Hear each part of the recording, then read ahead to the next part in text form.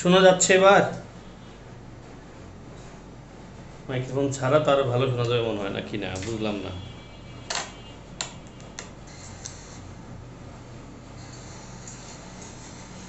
শোনা যাচ্ছে এবার? হুম, এবার তো শোনা যাচ্ছে।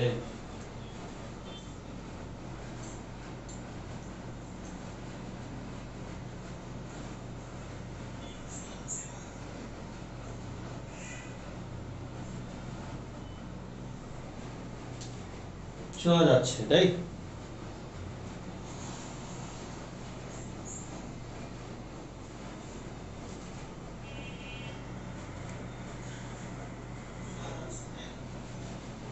হুম, শোনা যাচ্ছে, মাইক্রোফোন ছাড়াই শোনা যাচ্ছে। মাইক্রোফোন দিলে অসুবিধা কি আমি তো বুঝলাম না। মাইক্রোফোনে তো কোনো সমস্যা নাই, কিন্তু এবার শোনা যায় কিনা আমি একটু চেক করে চলে আসছি। মাইক্রোফোন দিলে অসুবিধা কি আমি তো বুঝলাম না। মাইক্রোফোনে তো কোনো সমস্যা নাই। এবার এবার শোনা যায় কিনা আমি একটু চেক করে চলে আসছি। মাইক্রোফোন দিলে অসুবিধা কি আমি তো বুঝলাম না। মাইক্রোফোনে কোনো সমস্যা নাই। এবার এবার শোনা যায় কিনা আমি একটু চেক করে চলে আসছি। শোনা যাচ্ছে নাকি না? কম শোনা যায়। আর তৈরি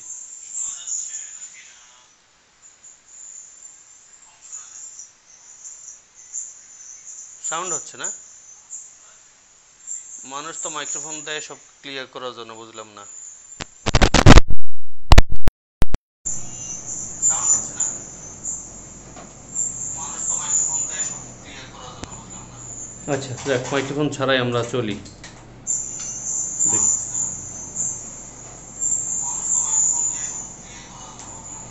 আচ্ছা দেখ, মাইক্রোফোন ছাড়াই আমরা চলি।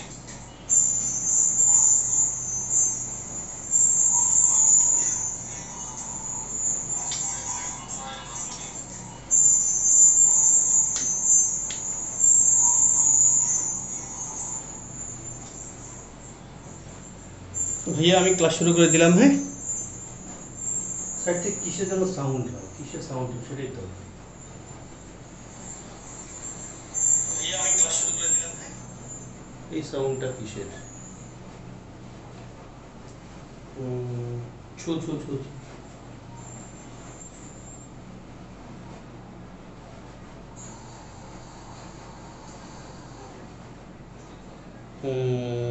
সেটাই তো, এই সমস্যাই তো।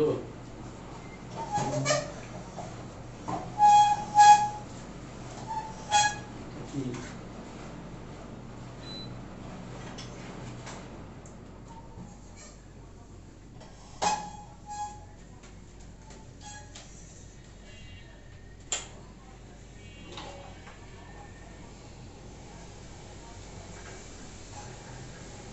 আচ্ছা আমরা ক্লাস শুরু করি, হ্যাঁ। আশা করছি এবার কমে গেছে কিছুটা।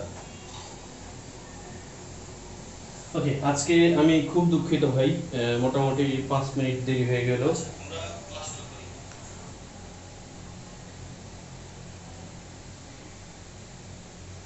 একটু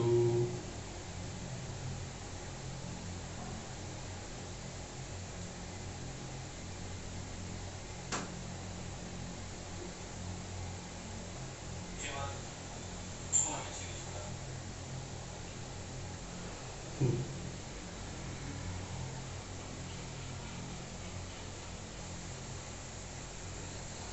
আমরা আজকের ক্লাসে পড়াশোনা করব রাইট ফর্ম ভার্ব। আসো, রাইট ফর্ম অফ ভার্ব টপিকটা আমরা আজকে পড়ব। আমি যদি তোমাদেরকে প্রশ্ন করি রাইট শব্দটা কোন পার্টস অফ স্পিচ, আমাকে একটু বলো তো কুইক করে, একটু কুইক করে বলে দাও। রাইট শব্দটা কোন parts of speech? Right form of verb, খেয়াল করো। আমার প্রশ্ন হলো রাইট শব্দটা কোন পার্টস অফ স্পিচ, তুমি জানো? এই রাইট শব্দটা কোন পার্টস অফ স্পিচ?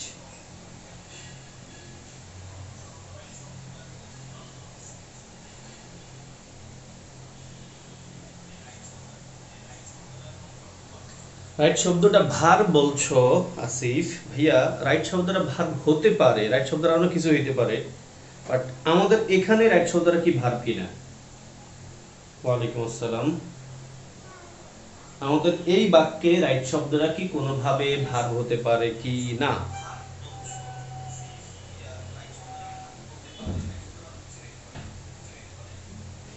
এই বাক্যে রাইট শব্দটা কিন্তু ভাই অ্যাডজেক্টিভ। এই বাক্যে রাইট শব্দটা একটা অ্যাডজেক্টিভ, কারণ হলো এই ফর্ম শব্দটা নাউন, নাউনকে মডিফাই করছে, রাইট শব্দটা অ্যাডজেক্টিভ, ফলে রাইট শব্দটাকে আমরা কোনোভাবেই ভার বলতে পারছি না। এখানে এখানে রাইট শব্দটা এখানে অ্যাডজেক্টিভ। যদি আমরা রাইট শব্দের ভার বলতে পারি, যদি বলি আমি, ধরো আমি যদি বলি এভাবে রাইট দ্য সেন্টেন্স, আমি যদি বলি রাইট দ্য সেন্টেন্স,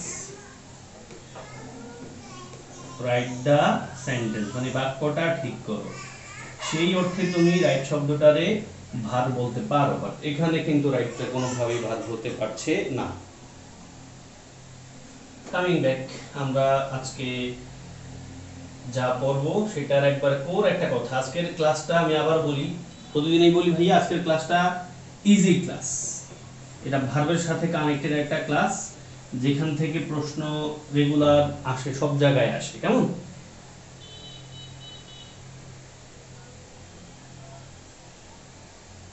তো আমাকে আসিফ প্রশ্ন করেছে এই বাক্যে ভার্ব কোনটা? ভাই এটা তো বাক্যই না রে, রাইট ফর্ম অফ ভার্ব, এটা একটা টপিকের নাম, এটা নাম, এটা তো বাক্য হইলেই না তুমি ভার্ব করছো, তো বাক্যই না।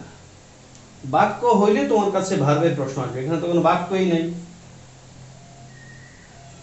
ও মোহাম্মদ রফিক বলেছে ভার্ব ছাড়া তো বাক্য সেন্টেন্স হয় না, মাইক দিয়ে ধরে দুইজনে যাই। হ্যাঁ, আমি তোমারা বলছি কেন রে, আমি কি বলছি এটা বাক্য? বাক্য হইলে না তুমি ভাই এটারে ভার্ব বলবা না, না বলার প্রশ্ন আছে, এটা তো বাক্যই না, তাহলে তুমি ভার্বের প্রশ্ন আনছো কেন? আসো ভাইয়া, বলেছিলাম এই রাইট ফর্ম ভার্ব টপিকটা খুব ইজি, পরীক্ষার জন্য ইম্পর্টেন্ট। আমরা একটা পয়েন্ট এখানে দিচ্ছি, এগুলো আমি বুঝাবো না কিছু, রিডিং করবা। অ্যাডজেক্টিভের সাথে ইএন যুক্ত হলে শব্দটা ভার্ব হয়। উইক থেকে উইকেন, উইক মানে দুর্বল, উইকেন মানে দুর্বল হওয়া। Sharp sharpen, white whiten, black ব্ল্যাকেন, ওয়ার্ডগুলো পড়বা। একই अगेन অ্যাডজেক্টিভের সাথে ইএন যুক্ত করে যেভাবে ভার্ব বানানো যায়, আবার অ্যাডজেক্টিভের সাথে অ্যাডজেক্টিভের আগে ইএন যুক্ত করে ভার্ব বানানো যায়। যেমন লার্জ শব্দটাকে আমরা এনলার্জ বলছি, বড় করা। এইবল মানে সক্ষম, ইনেবল সক্ষম হওয়া। রিচ মানে ধনী, এনরিচ মানে ধনী হওয়া। কেমন? এমনটা বোঝাচ্ছে। ফলে অ্যাডজেক্টিভের সাথে মানে অ্যাডজেক্টিভের পরে ইএন অথবা অ্যাডজেক্টিভের আগে ইএন দিয়ে আমরা ভার্ব বানাতে পারি। এগুলো কোনো রুলস মুখস্থ করার ইস্যু নাই, শব্দ পড়ে যাও। তারপর আসো একই ক্যাটাগরির কথা। দেখো ভাই, অ্যাডজেক্টিভের সাথে আই এফ ওয়াই যুক্ত করে ভার্ব বানানো যায়। ওয়ার্ডগুলো পড়বো, এরা রিডিং করে শুধু চলে যাও, মুখস্থ করার কিছু না। ফলস থেকে ফলসিফাই, জাস্ট থেকে জাস্টিফাই, হরিফিক থেকে হরিফাই, স্পেসিফিক থেকে স্পেসিফাই, টেরিফিক থেকে টেরিফাই।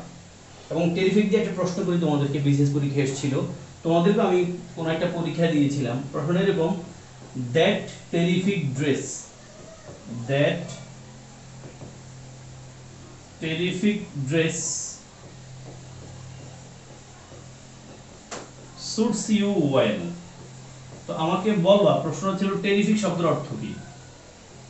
বাংলায় পারলো বাংলায় বলো ভাই, ইংলিশে না পারলে বাংলায় বলো। টেরিফিক শব্দটার অর্থ কি? That terrific dress suits you well। এখানে আমার প্রশ্ন হলো তোমার কাছে ভাইয়া, এই টেরিফিক শব্দটা কোন parts of speech? The terrific, that terrific dress suits you well।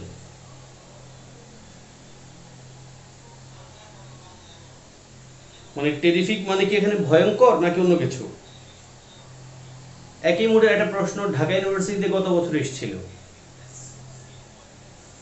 গত বছরের প্রশ্নটা ছিল এরকম, ঢাকা ইউনিভার্সিটি বি ইউনিটে, যে the driver saved the passengers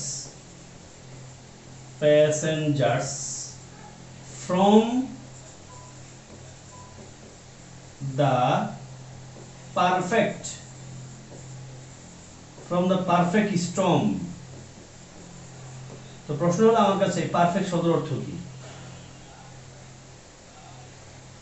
ভাইয়া পারফেক্ট অর্থ এখানে পারফেক্ট না, মানে পরীক্ষা আসছিল এই যে দা পারফেক্ট স্টর্ম অর্থ কি, একসাথে আসছিল পরীক্ষা, দা পারফেক্ট স্টর্ম অর্থ কি?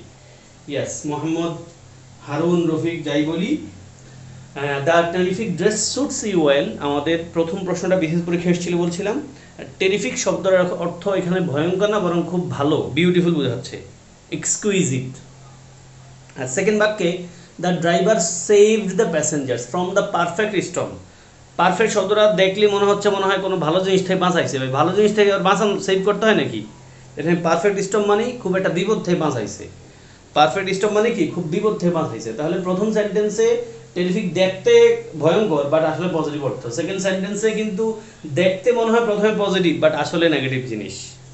ওকে ভাই, তার মানে আমরা বাক্যের প্রয়োজনে শব্দের অর্থ পাল্টায় যায়। দেখো আসো আমরা পড়াশোনায় যাই।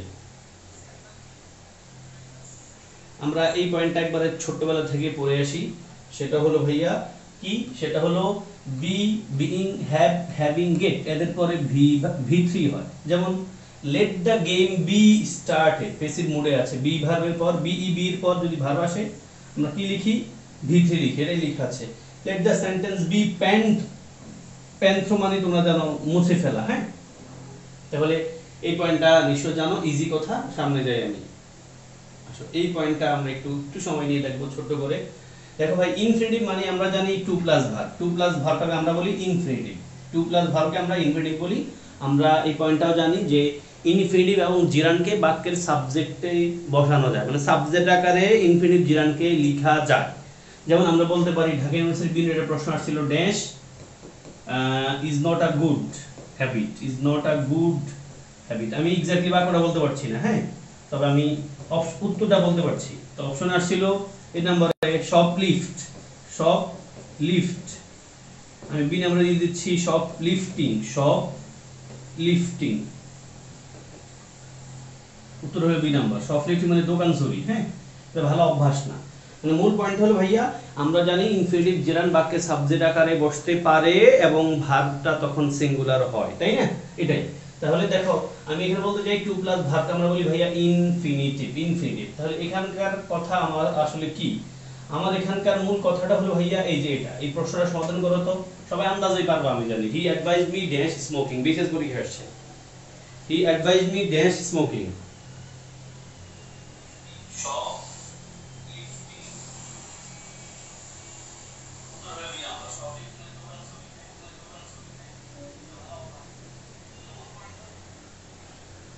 হ্যাঁ, উত্তর তোমরা 100% বলবা two give up, two give up, আমি জানি এটাই বলছো সবাই। আচ্ছা, এখানকার পয়েন্ট হলো ভাই, আমরা জানি একটা সিম্পল সেন্টেন্সে, একটা সিম্পল সেন্টেন্সে ভার্ব থাকবে কয়টা, একটা। একটা সিম্পল সেন্টেন্সে ভার্ব নিশ্চয়ই একটাই থাকবে, বেশি থাকবে না। একটা সিম্পল সেন্টেন্সে ভার্ব থাকবে একটা। যদি কোনো সিম্পল সেন্টেন্সে একটা ভার্ব আসছে আর একটা ভার্ব চলে আসে, সেকেন্ড ভার্বটার আমরা আইদার ইনফিনিটিভ বানাই অথবা জিরান্ড বানাই। এখানে পয়েন্ট এটাই। দেখো অ্যাডভাইস একটা ভার্ব আসছে, আমরা বাক্য দেখে বুঝতে পারছি কোনো ক্লজ মার্কা জাতীয় কিছু নাই, তার মানে বাক্যটা সিম্পল সেন্টেন্সে আছে। তার মানে সেকেন্ড যে ভার্বটা আসে, এই ভার্বটাকে আমি ইনফিনিটিভ বানাবো নাকি জিরান্ড বানাবো, আন্দাজে বানাতে পারবো না। আমরা জানি আমরা পারপাস অর্থে টু প্লাস ভার্ব লিখি, এমন কিছু একটা লিখি, বাট সবসময় এই জিনিস চলবে না। আমরা অ্যাডভাইসের মতো কিছু ভার্বকে খেয়াল রাখবো, যে এই ভার্বগুলোর পর আরেকটা ভার্ব আসলে ইনফিনিটিভ হয়। অ্যাডভাইসের মতো আরো কিছু ভার্ব আছে যাদের পর আরেকটা ভার্ব আসলে কি হয়, ইনফিনিটিভ হয়। তাহলে he advised me to give up, এই যে অ্যাডভাইসের পর কি হয়, ইনফিনিটিভ হয়। He advised me to give up smoking. এবং এখন এই প্রশ্নটা তোমরা যেভাবে পেরেছো, এই পারার পয়েন্টটাই মানে এই ভার্বগুলো খেয়াল রাখার সবচেয়ে ভালো উপায়। আমি এই ভার্বগুলো খেয়াল রাখার অনেকগুলো উপায়ের কথা বলবো। যেমন আমরা যদি বলি ভাইয়া আমাদের এই ভার্বগুলো, এই যে এই ভার্বগুলোর পর ইনফিনিটিভ হয়, অনেকগুলো ভার্ব আছে, এগুলো সব ক্লিপস ট্রাভেল থেকে নেওয়া, অনেক বইতে তোমরা হয়তো এভাবেও পেয়ে যেতে পারো। এই ভার্বগুলোর পর কি হয়, ইনফিনিটিভ হয়। তো এই ভার্বগুলো মুখস্থ রাখার বা খেয়াল রাখার উপায় কি হতে পারে? এই ভার্বগুলো খেয়াল রাখার উপায় হতে পারে এক নম্বরে এগুলোর ডাইরেক্ট মুখস্থ করা, এক নম্বরে ডাইরেক্ট মুখস্থ করা, যেটা অনেক কঠিন এবং আমি প্রেফার করি না। তাহলে মুখস্থ করার উপায় যদি বলতে যাই, তবে সেটা হইতে পারে এরকম, যদি কেউ মুখস্থ করতে চাও, ওয়ার্ডগুলোর খাতায় লিখে তোমার যেই টেবিলে বসো টেবিলের সামনে দেয়ালে ঝুলিয়ে রাখা বা অ্যাটাচ করে দেওয়া, পড়তে বসতে 2-4 দিন যদি একটু রিডিং পড়তে পারো, সহজে মুখস্থ হয়ে যাবে। একটা অপশন যদি মুখস্থ করতেই চাও। সেকেন্ড অপশনটা হলো আমি তোমার সহজ করে দিব, কোন ভাগগুলো বেশি বেশি আসে সেগুলোকে আরেকটু গুরুত্ব দিয়ে পড়ো। এবং বেস্ট উপায়টা হলো ভাইয়া, বেস্ট উপায়টা যেটা বলবো এই ভার্বগুলো খেয়াল রাখা, সেটা হলো এই ভার্বগুলো দিয়ে মানে এই টপিকের শেষে বিগত বছরের প্রশ্নে যেই ভার্বগুলো দিয়ে প্রশ্ন বেশি আসছে ওই ভার্বগুলো বেশি ইম্পর্টেন্ট, আমরা বুঝে যাব। তো আমার পয়েন্ট হলো এই ভার্বগুলোর মতো ভার্বগুলোকে আমরা খেয়াল রাখার সবচেয়ে ভালো উপায় হলো লাইক এই যে পয়েন্টটা, যেমন হি অ্যাডভাইসড এর পর আমরা বুঝলাম অ্যাডভাইস একটা ভার্ব, তারপর একটা ভার্ব আসলে ইনফিনিটিভ হয়, টু গিভ পড়লাম, টু গিভ। তো এই ভার্বগুলোর মতো ভার্বগুলোকে মুখস্থ রাখার বা খেয়াল রাখার বা পরীক্ষা ঠিকভাবে আনসার করার সবচেয়ে ভালো উপায় আমার কাছে মনে হয় বাক্যটা রিডিং করা ভাইয়া। এই যে he advised me to give up, he advised me to give up. তাহলে আমি অ্যাডভাইসের মতো শব্দ যদি একটা পাই, মানে অ্যাডভাইস যখন পাবো নিশ্চয়ই আমি বুঝে নিব যে অ্যাডভাইসের পর একটা ইনফিনিটিভ আসছে, এবং এটা বুঝে নেওয়া দরকার হবে না। তুমি যদি রিডিং করার অভ্যাস থাকে পরীক্ষার হলে নিশ্চয়ই তোমার মুখ তোমার হেল্প করবে। কারণ আমরা যত প্রশ্নই মানে যত কিছুই না লিখি ইংলিশে বা বাংলা যে বিষয়ে লিখি, আমরা আগে মুখে কথা বলি, আওয়াজ দিয়ে বলি আর না বলি। ভাই বুঝছো কি তোমরা আমার আইডিয়াটা? তাহলে he advise me to give up smoking, পুরো বাক্য পড়া বেটার অপশন। যদি না পারো কমপক্ষে তুমি he advise me to give up এতটুকু পড়ো, he advise me to give up. তোমার ফোকাস থাকবে অ্যাডভাইজ এবং টু গিভ আপ এই বাক্যটা এতটুকুর উপর, he advise me to give up smoking, he advise me to give up smoking. Okay, আসো তাহলে এই হলো সেই ভার্ব যেই ভার্বগুলোকে আমরা অ্যাটেনশন দিয়ে পড়বো, এবং আমার কাছে মনে হয়েছে যে ভার্বগুলো বেশি বেশি এসছে সেগুলো হলো এই ভার্ব, এই appear, expect, happen, deserve, forget, fail, decide, forbid, intend, want, promise, pretend, এই ভার্বগুলো পরীক্ষা বেশি বেশি এসছে। আমি আর তো এগুলো পড়ানোর কিছু নাই, আসো। এই সেম টাইপের কথা আমরা জানি অ্যাজেটিভ এর পরে যদি একটা ভার্ব আসে সেই ভার্বটা আমরা ইনফিনিটিভ বানাইতে হয় ভাইয়া। অ্যাজেটিভ এর পরে ভার্ব আসলে ইনফিনিটিভ বানাইতে হয়। যেমন দেখো ইট ওয়াজ ডিফিকাল্ট, তারপরে কি লিখবো? It was difficult to pass. কই আছে? It was difficult to pass in exam, পরীক্ষা পাস করা ছিল ডিফিকাল্ট। তাহলে এটার মতো কি কি অ্যাজেটিভ গুলো আছে না আমাদের কমন অ্যাজেটিভ যেগুলো আছে দেখো লেখা আছে anxious, boring, dangerous, hard, eager. মুখে যাওয়ার কিছু না, রিডিং করো। এখানে এই বল শব্দটার সাথে একটা বুলেট পয়েন্ট আছে, এই বল মানে একটা ইম্পর্টেন্ট পয়েন্ট আছে, দেখো বাক্যই লেখা আছে ডাইরেক্ট। হ্যাঁ, এই বলের সাথে আরেকটা অর্থ শব্দ আছে ক্যাপেবল। দেখো এই বল আর এটা হলো কি, এই বলের সাথে আরেকটা ওয়ার্ড আছে ক্যাপেবল, একই অর্থ দেয়। দেখো এই বল অর্থ সক্ষম, ক্যাপেবল অর্থ সক্ষম। দুটো শব্দের ব্যবহারগত পার্থক্য আছে, যদি একটা পরিবর্তে একটা ইউজ করতে পারি আমরা। দেখো এই বল একটা অ্যাডজেক্টিভ, ক্যাপেবল শব্দটা একটা অ্যাডজেক্টিভ। পার্থক্য হলো এই বলের পর টু লিখতে হয় আর টুর পর নিশ্চয়ই আমরা ভার্ব লিখতে হয় আমরা জানি। অন্যদিকে ক্যাপেবলের পরে প্রিপোজিশন অফ লিখতে হয়, তারপর ভার্বের সাথে আইএনজি লিখতে হয়। তাহলে এইবল টু হ্যান্ডেল আর capable of handling, able to handle, capable of handling. আশা করি বুঝতে পেরেছি ভাইয়া। আমার একটু হাই দিও, হাই হ্যালো দিও যারা বুঝতে পারছো। ওকে, তারপর আসো ব্যতিক্রমে একটা পয়েন্ট আছে। এই ভার্ব অ্যাডজেক্টিভ গুলো আমরা দেখেছি। এবার এই যে বিজি ওয়ার্ড অ্যাডজেক্টিভ, দেখো এদের পর আবার আইএনজি হয়। দেখো worth considering, the idea is well worth considering, মানে আইডিয়াটা কনসিডার করার মতো উপযুক্ত একটা আইডিয়া। তারপরে একই কথা বলছে এখানে they were busy collecting, তারা বিজি ছিল কালেক্টিং করতে, মানে এই বিজি ওয়ার্থ অ্যাডজেক্টিভের পরে কি হয়? ভার্বের সাথে আইএনজি হয়। তাহলে বাক্য দুটো পড়ে ফেলতে পারো, the idea is well worth considering, they were busy collecting the materials they needed। এবং তোমরা এটা জানো, আমি আগে বলেছিলাম আমার শীটগুলোতে আমি যে এক্সাম্পলগুলো রেখেছি most of the examples are from previous years question. হ্যাঁ, এগুলো অধিকাংশই বিগত বছরগুলোতে আসা প্রশ্ন, ফলে রিডিং করে ফেললে লস হবে না। আসো এবার আরো কয়েকটা পয়েন্ট ইনফিনিটিভের ক্যাটাগরিতে। দেখো ইনফিনিটিভের ক্যাটাগরিতে ভাইয়া এই এম লাইক টু, এটা দিয়ে এই বছরে কোন একটা জায়গায় প্রশ্ন আসছিল, এই যে বি লাইকলি দিয়ে। দেখো বি লাইকলি মানে কি? M likely. এই যে এম লাইকলি মানে হলো বি লাইকলি, মানে বি লাইকলির পরে ভার্বের সাথে কি হয়? I am likely. কি লিখবো আমরা? দুটো পয়েন্ট আছে, হ্যাঁ, মিস করা যাবে না। একটা হলো ফিল লাইক দিয়ে কৃষিগুচ্ছ ভর্তি পরীক্ষা প্রশ্ন আছে। I feel like playing outside, এরকম কিছু একটা। ফিল লাইকের পর আইএনজি হয়, আর এখানে বি লাইকলি পরে ইনফিনিটিভ হয়, এটাই লেখা আছে। দেখো বি লাইকলির পরে ইনফিনিটিভ হয়, প্লাস আমরা যে অর্ডিনাল নাম্বারগুলো পড়েছিলাম the first, the second, the third, the last, এগুলো আমি ওদিনও বলেছিলাম, মানে যেদিন নাম্বার পড়েছিলাম সেদিন। এদের পরে ইনফিনিটিভ হয়। দেখো দা ফার্স্ট আছে, তারপর ইনফিনিটিভ লিখতে হবে, আর এখানে বি লাইকলি আছে, তারপর আমরা ইনফিনিটিভ লিখতে হবে। তাহলে কি বি লাইকলির পর ইনফিনিটিভ এবং অর্ডিনাল নাম্বারগুলোর পরেও কি হয়? ইনফিনিটিভ। আশা করছি পয়েন্টটা ক্লিয়ার। তারপর আসো it is high time, it is টাইমের বিষয়টা আমরা জানি সবাই। It is high time, it is time, it is high time, it is টাইমের পর কোন টেন্স হয় ভাই? পাস্ট ইনফিনিট টেন্স হয়। যদি বাক্য আসে বাক্য আসছে কেমনে বুঝবো? সাবজেক্ট দিয়ে। আর যদি ডাইরেক্ট ভার্ব আসে আমরা ইনফিনিটিভ লিখবো। দেখো it is high time, it is high টাইমের পর উই সাবজেক্ট চলে এসেছে, তার মানে বাক্য, তার মানে আমরা পাস্ট ইনফিনিট টেন্স লিখবো। It is high time we left the house, it is high time we left the house. অন্যদিকে ইট ইজ হাই টাইমের পর কিন্তু কোনো সাবজেক্ট আর ডাইরেক্ট ভার্ব চলে আসছে, তাহলে আমরা কি লিখবো? It is high time leaving the house, তাই না? আমরা এটা জানি সম্ভবত সবাই।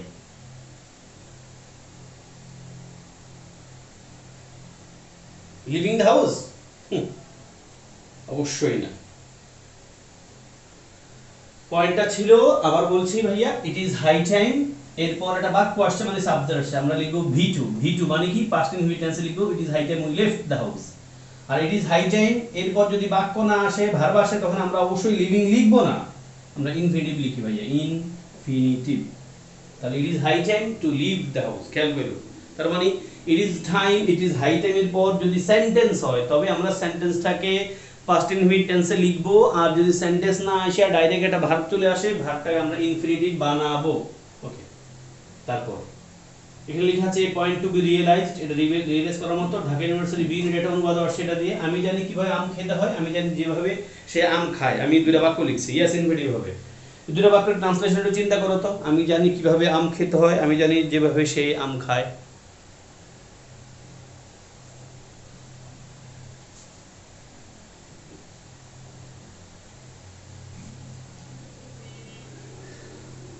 ইয়েস, এটা রাইটিং এও খুব লাগবে। আমি জানি মানে আই নো, দুই জায়গায় আই নো আছে। I know, I can now, I know. এখানে আছে কিভাবে, তাহলে আমি লিখতে হবে আই নো হাউ। হাউ লিখছি তাহলে খেতে হয়, how to eat, how to eat, এটা হলো প্রথম বাক্য। সেকেন্ড বাক্য হবে I know how how to eat mangoes, হ্যাঁ, যে আম খেতে হয়। এখানে I know how he eats mangoes, পার্থক্য হয়ে যাবে। দেখো বাক্যগুলো খেয়াল করি ভাই, দেখাই দিলাম। হাউ টু লিখি কখন? হাউ এর পর আমরা ইনফিনিটিভ কখন লিখবো না, হাউ টু লিখি। দুটা পয়েন্ট, হাউ টু লিখবো যদি এই ব্ল্যাঙ্কের পরে ভার্ব থাকে, আর শুধু হাউ লিখবো কখন? যদি ব্ল্যাঙ্কের পরে সাবজেক্ট থাকে। তাহলে ব্ল্যাঙ্কের পরে যদি সাবজেক্ট থাকে তাহলে আমরা শুধু হাউ লিখবো, আর যদি ব্ল্যাঙ্কের পরে ভার্ব থাকে তখন আমরা হাউ টু লিখবো। বাক্য পড়ো, এত ইনস্ট্রাকশন না পড়ে। আমি জানি কিভাবে আম খেতে হয়, আই নো হাউ টু ইট। আমি জানি কিভাবে সাঁতার কাটতে হয় দিয়ে প্রশ্ন আসছিল। আমি জানি কিভাবে সাঁতার কাটতে হয়, I know how to swim. আমি জানি যেভাবে সে আম খায়, I know how he it's, I know how he swims.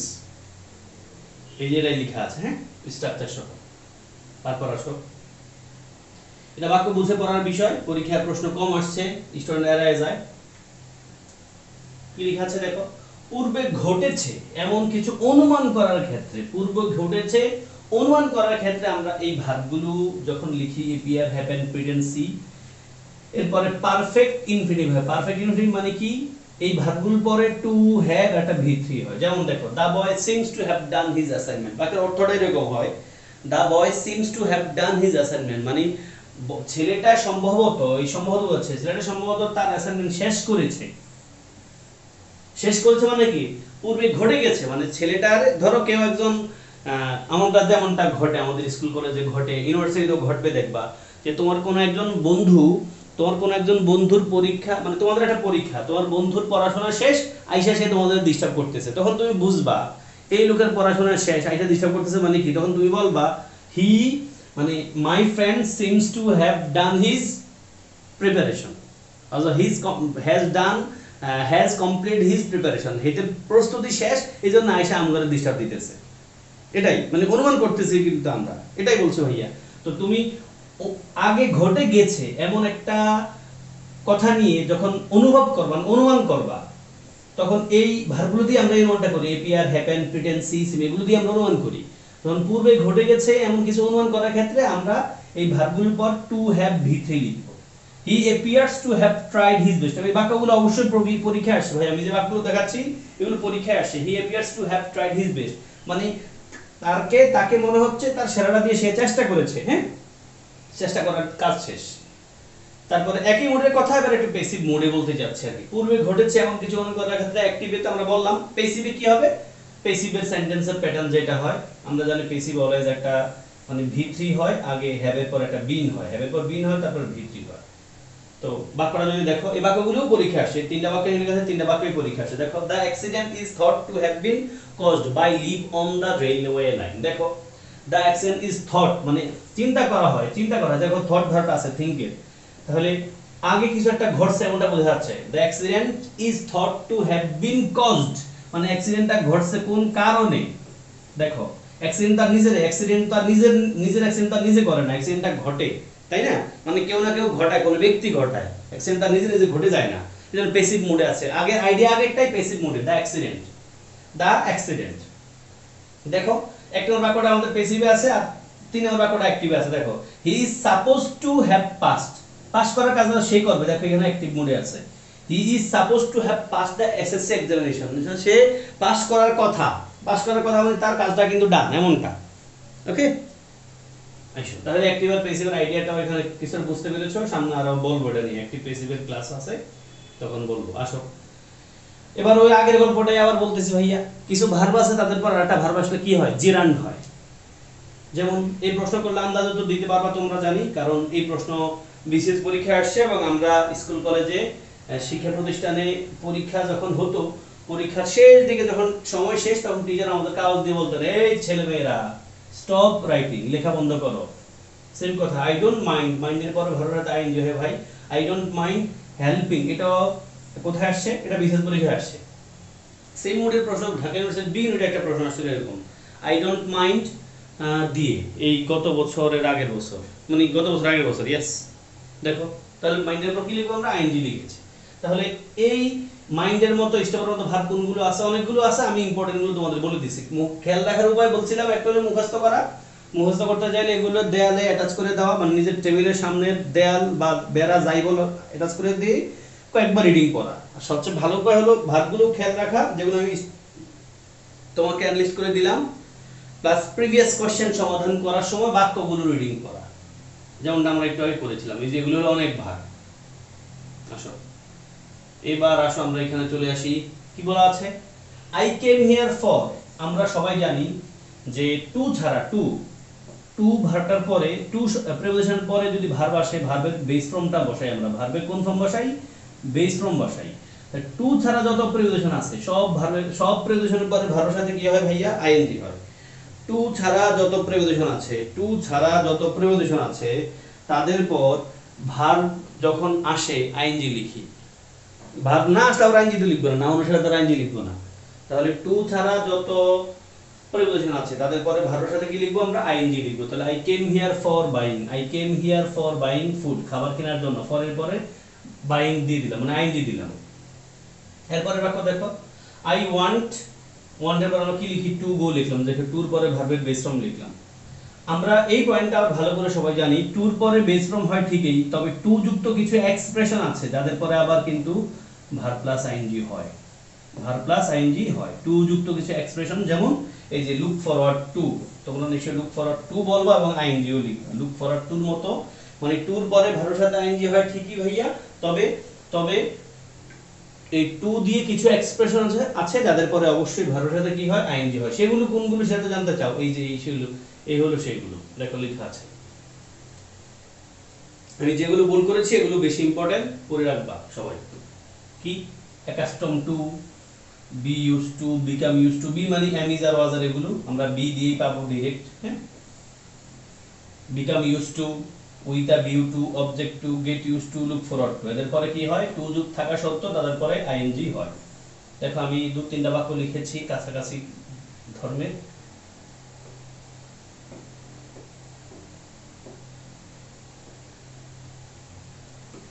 I use to, ভাই আই শুধু ইউজ টু একটা মডাল অক্সিলারি, তোমরা জানার কথা, শুধু ইউজ টু একটা মডাল অক্সিলারি, এবং শুধু ইউজ টু মডাল অক্সিলারি, যেহেতু মডাল অক্সিলারির পর ভার্বের সাথে কি হয়, আইএনজি হয়, খেয়াল করো। সরি, মডাল অক্সিলারি পর ভার্বের বেস ফর্ম বসে, মডাল অক্সিলারি পর ভার্বের কোন ফর্ম বসে ভাইয়া, বেস ফর্ম, বেস ফর্ম।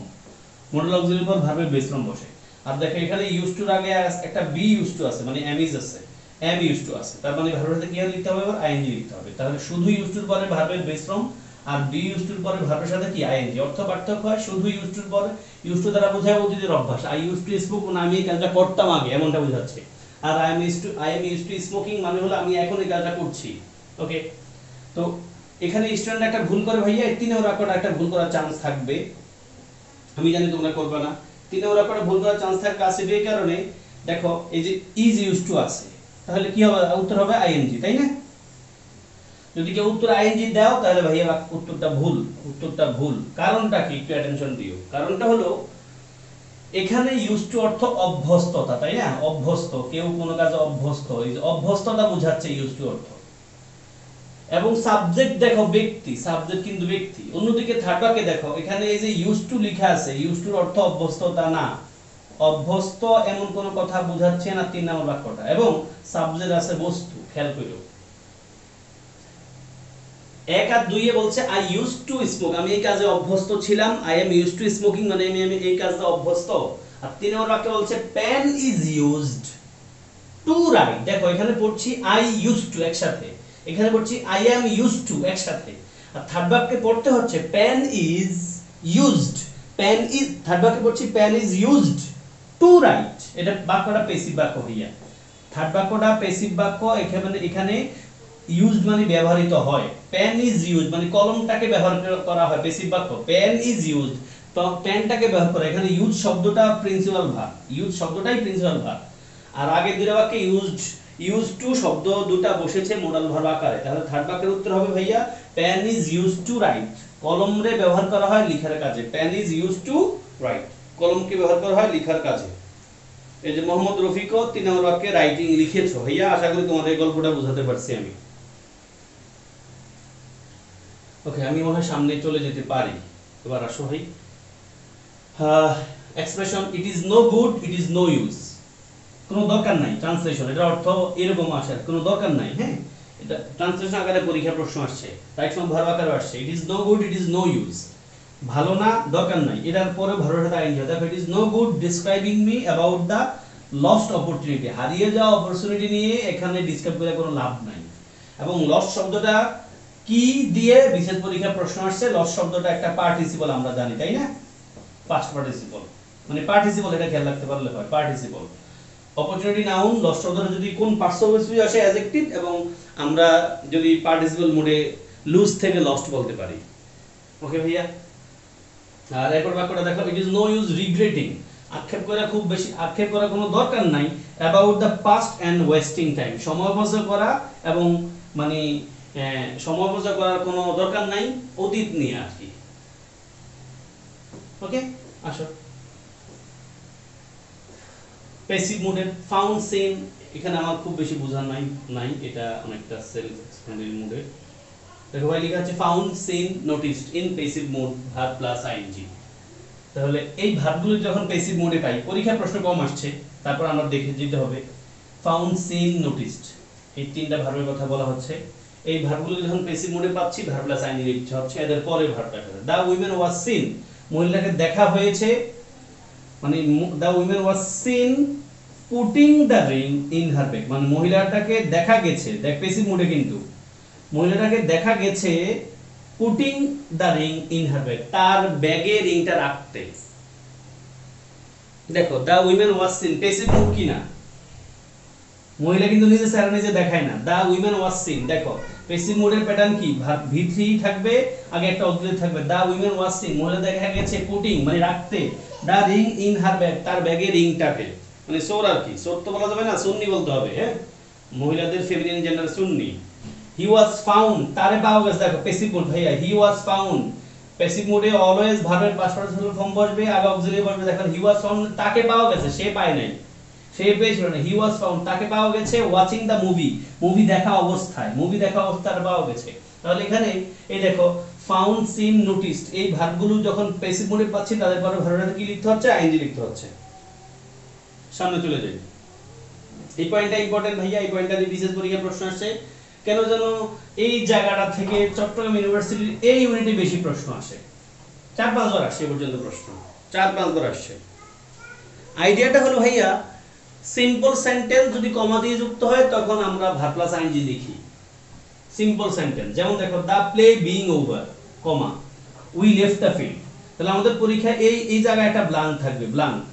তাহলে এই সিম্পল সেন্টেন্স বুঝছি কেমনে, কারণ এই পাশে একটা ফাইনাইট ভার্ব আছে আর এই পাশে কোনো ক্লজ মার্কার নাই, ফলে বুঝে নিচ্ছি এটা সিম্পল সেন্টেন্স। তাহলে এই পাশে আমরা কি লিখবো? Verb plus ING. The play being over মানে খেলা শেষ করার, sorry, the play being over we left the field. হ্যাঁ, খেলা শেষ হয়ে যাওয়ার পর আমরা লিফট মানে ফিল্ডটা লিফট করেছিলাম, মানে ফিল্ড ছেড়ে দিয়েছিলাম। Then the marriage ceremony being over, এটা এই ইউনিটে আসা প্রশ্ন। তিনটা প্রশ্নই চিটগং ইউনিভার্সিটি এই ইউনিটে আসা প্রশ্ন। The marriage ceremony being over, marriage ceremony শেষ হয়ে যাওয়ার পরে the guests were going to the feast, মানে বিয়ের অনুষ্ঠান শেষ, এবার খানা দানা শুরু হয়ে গেছে, এটা বোঝাচ্ছে। খানা দানা শুরু মানে খাওয়ার জন্য গিয়েছিল। দ্য সান হ্যাভিং সেট, সূর্য অস্ত যাওয়ার পরে উই রিচড হোম, আমরা বাড়ি পৌঁছেছিলাম। রিচ ভার্বের পরে কিন্তু রিচ টু হোম বলা যাবে না, হ্যাঁ, রিচের পর কিন্তু কোনো প্রিপোজিশন বসে না, উই রিচড হোম। রিচের পর প্রিপোজিশন বসে না, আবার হোমের আগে কোনো প্রিপোজিশন টু লেখা যায় না। ওকে ভাই, মনে হয় বুঝতে পেরেছি। ওকে, তারপর আসো, ইম্পর্টেন্ট একটা ভার্ব আছে যেটা মেডিকেল ভর্তি পরীক্ষা 2 বার আসছে, আমরা এটা দেখে রাখি। দেখো, এই যে see hear feel smell watch, see hear feel smell watch, এদের পর অবজেক্ট যখন থাকে, এদের পর অবজেক্ট থাকে, তারপরে আমরা ভার্বের বেস ফর্মও লিখতে পারি আর আইএনজি ফর্মও লিখতে পারি, বাট আমরা আইএনজি ফর্মটাকে প্রেফার করা হয় ফর্মাল ইংলিশে। দেখো, which of the following sentence is correct? Medical আসে 2 বার ভারত দ্বারা এবং 94-95 সেশনে। আই হার্ড হিম, এটা হিয়ার পড়া যাবে না, হার্ডই পড়তে হবে। হ্যাঁ, হিয়ার থেকে হার্ড। দেখো অবজেক্ট আছে ভাই, তাহলে আই, এই যে hear see feel see smell watch, এদের পর একটা অবজেক্ট আছে, তারপর ভার্বের বেস ফর্ম লেখা যায়, আইএনজি ফর্ম লেখা যায়, আমরা আইএনজি ফর্মটা প্রেফার করছি।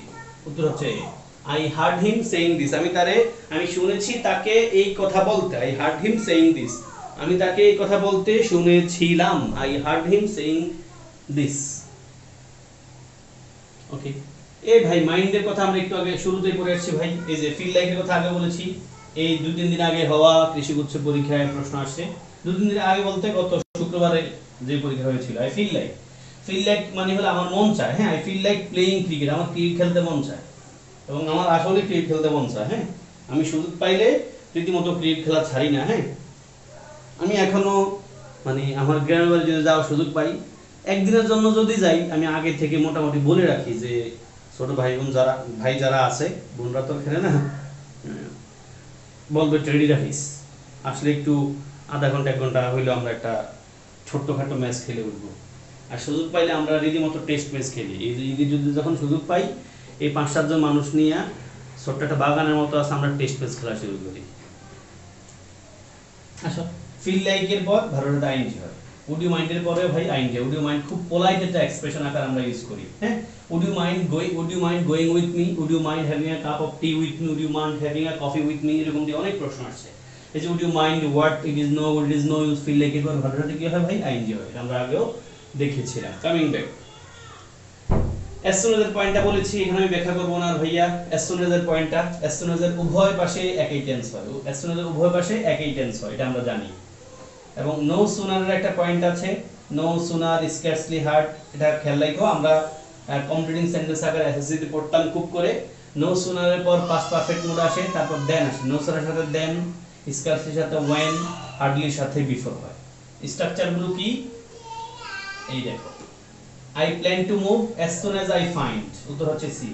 at plan প্রেজেন্ট টেন্স আছে, as soon as এর পর প্রেজেন্ট টেন্স লিখতে হচ্ছে। আমরা টেন্সের ক্লাসে দেখেছিলাম as soon as এর উভয় পাশে পাস্ট টেন্স হয়, তাই না? as soon as এর উভয় পাশে কোন টেন্স হয়? পাস্ট টেন্স হয়। হ্যাঁ, তো পাস্ট টেন্স হলে পাস্ট টেন্স হবে, প্রেজেন্ট টেন্স হলে প্রেজেন্ট টেন্স হবে, আর ফিউচার টেন্স হলে ফিউচার টেন্স হবে। তবে ফিউচার টেন্স আবার হয় না দুই পাশে, আমরা জানি। মানে as soon as দিয়ে হোক, when দিয়ে হোক, দুই পাশে ফিউচার টেন্স হয় না। এক পাশে ফিউচার ইনডিফিনিট টেন্স, অন্য পাশে প্রেজেন্ট ইনডিফিনিট টেন্স হয়। আচ্ছা, এখানে আসো তাহলে I plan to move as soon as I find another apartment। আর এখানে no sooner এর পয়েন্টগুলো লেখা আছে। একটা एग्जांपल দেখো, এটা ঢাকা ইউনিভার্সিটি সিন, এটা আসা একটা কোশ্চেন। দেখো ভাই, no sooner had I seen, is no sooner I had, no sooner এর পর হেড লাগবে, সব জায়গায় হেড আছে। I seen লাগবে, স হয় না, সি হয় না। seen the bird, when হয় না। no sooner এর সাথে দেন বসে। এই স্ট্রাকচারগুলো খেয়াল রাখতে হবে। এই তিনটাই লিখে রাখছি এখানে, মনোযোগ দিয়ে পড়বা। ওকে ভাই, আমি সামনে যেতে পারি। এখন ঢাকায় থাকি ভাইয়া, ঢাকায় আসি, ঢাকায় হয়তো থাকবো, তবে ফাইনালি ঢাকা থাকার কোনো আগ্রহ নাই। গ্রামগঞ্জে চলে যেতে হবে, সুযোগ পাইলে গ্রামগঞ্জে চলে যাব।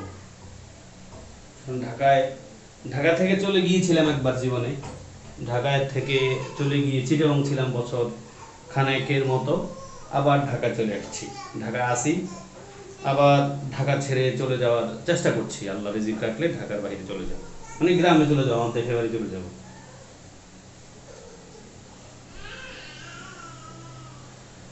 আসো এই পয়েন্টটাই বলছিলাম ভাই একটু আগে, যে যদি আমরা ফিউচারের দুটো অ্যাকশন, এই যে লেখা আছে two future actions with when as well as unless until in case দিয়ে যখন যুক্ত হয়, তখন when দিয়ে যে পার্ট মানে কনজাংশন যুক্ত যে পার্টটা আছে ওই পার্টটাকে আমরা প্রেজেন্ট টেন্স লিখি, আগে ফিউচার টেন্স লিখি।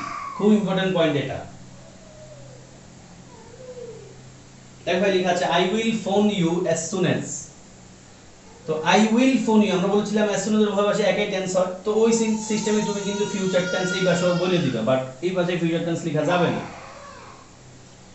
এই পাশে ফিউচার টেন্স লেখা যাবে না। কারণটা কি ভাই? কারণটা হলো এটা লেখা যায় না ইংলিশে, একই টেন্সে একই সেন্টেন্সে ডাবল ফিউচার টেন্স বলা যায় না। বাংলা কিন্তু ডাবল ফিউচার হবে, যে আই উইল ফোন ইউ, আমি তোমাকে ফোন দিব যখন আমি নিউজটা পাবো, বাট বলা যাবে না এটা আই গেট এনি নিউজ বলতে হবে। আই বাংলায় আই গেট মানে ইংলিশে আই গেট নিউজ বলতে হয়, আই উইল গেট বলা যাবে না। I won't go until he agrees, আমি যাব না সে রাজি না হইলে। হ্যাঁ, I will buy a dictionary, যখন সে টাকা পাবে, পাবে বলতে আবার আই উইল গেট বলতে পারবো না, আই গেট মানে এটা খুব ইম্পর্টেন্ট পয়েন্ট, খেয়াল রাখবেন। এবং এবং এই 3 নম্বর বাক্যটা আমি ভুল না বলে থাকলে, জগন্নাথ ইউনিভার্সিটি একসময় একলা একলা পরীক্ষা দিত, জেএনইউ, তাই না? তখন এই প্রশ্ন আসছে। ওকে, ইকুইভ্যালেন্স দিয়ে একটা পয়েন্ট আছে, এটা বাংলায় ব্যাখ্যা আছে, আমি এখানে পড়াবো না, তোমরা নিজেরা রিডিং করলে বুঝবা। দ্যাট দিয়ে একটা কথা আছে, এটা আমি ছোট্ট করে শেষ করে দিই, আমি ক্লাসের শেষ দিকে আছি ভাই, অসুবিধা নাই, ক্লাসের শেষ দিকে। এখানে কি বলছি দেখো, I thought that I dash her before, আমরা জানি দ্যাট ক্লজের আগে পাস্ট টেন্স হলে পরেও নিশ্চয় পাস্ট টেন্স হয় এবং স্পেসিফিকলি পারফেক্টে হয়। আমরা কাজ যে দুটো কাজের কথা আছে, দুটো কাজের কথা একটু চিন্তা করব, যদি দেখি দুটো কাজ একটা আগে পরে ঘটছে, যেটা আগে ঘটছে সেটা পাস্ট পারফেক্ট, যেটা পরে সেটা পাস্ট টেন্স। দেখো আমি চিন্তা করেছিলাম যে আমি তার আগে দেখছিলাম, তাহলে আমি চিন্তা করেছিলাম এটা পাস্ট টেন্সে নিশ্চয়, আমি চিন্তা করেছিলাম এটা পাস্ট টেন্সে, আর তারে দেখছিলাম এই কথা নিশ্চয় আর আগে, চিন্তা করার আগে, এটা আগের কাজ হলো ওই দেখা দেখির কাজ, হলে ওটা পাস্ট পারফেক্ট। তো আমাদের স্ট্রাকচার হলো গ্রামাটিক্যাল পয়েন্টে দেখো দ্যাট এর পূর্বে পাস্ট ইনফিনিট থাকলে পরে সাধারণত কোন টেন্স হয়? পাস্ট পারফেক্ট হয়। অন্যদিকে একটা পয়েন্ট আছে, ফিউচার এক্সপেকটেশন বোঝাতে the next day, week, month, year, মানে the next week, the next month, the next year, the next day, এরপর আমরা would should ভার্বের বেস ফর্ম লিখি। বাক্যগুলো দেখলে বুঝবা। দেখো I thought that উত্তর হবে I thought that I had seen her before. she বিশেষ পরীক্ষার প্রশ্ন, এগুলো সব বিশেষ পরীক্ষার প্রশ্ন। হ্যাঁ, তিনটে বিশেষ পরীক্ষার প্রশ্ন। I thought that I had seen her before. she reassured me, মানে সে পুনরায় আশ্বস্ত করেছে আমাকে যে that যে she had কই আছে, এই যে she had posted the card, সে কার্ডটা পোস্ট করছে মানে কার্ডটা পাঠাইছে। she told, সে বলেছিল that যে, that এর পরে আমরা দেখা ডাইরেক্ট পাস্ট পারফেক্ট মানে দিব না, একটু দেখবো। এখানে দেখো এখানে কোনো সময়ের উল্লেখ নাই, বাট এখানে বলছে she told that, সে আমার বলেছিল that যে she dash London next month, সে আগামী মাসে যাবে, এমনটা। তার মানে ফিউচারের একটা এক্সপেকটেশনের কথা বলছে, প্ল্যানের কথা বলছে। তার মানে এখানে আমরা কি বলবো ভাই? would visit। তার মানে আগে থেকে যখন আমাকে কেউ বলে যে আমি আগামীকাল কিছু একটা করব, তখন আমরা ওই দ্যাট ক্লজের পরে অংশটাতে would, তারপর আমরা v1 লিখব, মানে বেস ফর্মটা লিখব। এটা এখানে লেখা আছে, আশা করছি ক্লিয়ার তোমরা ভাইয়া।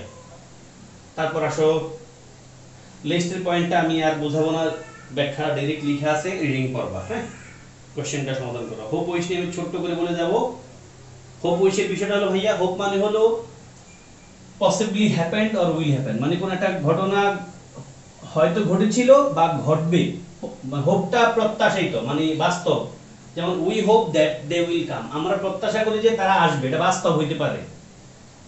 We hope that they came instead, আমরা প্রত্যাশা করেছিলাম তারা গতকাল এসেছিল, দুটাই হতে পারে ভাই। মানে আমি প্রত্যাশা করছিলাম তুমি গতকাল ঢাকা গিয়েছিলা, এটা হইতে পারে।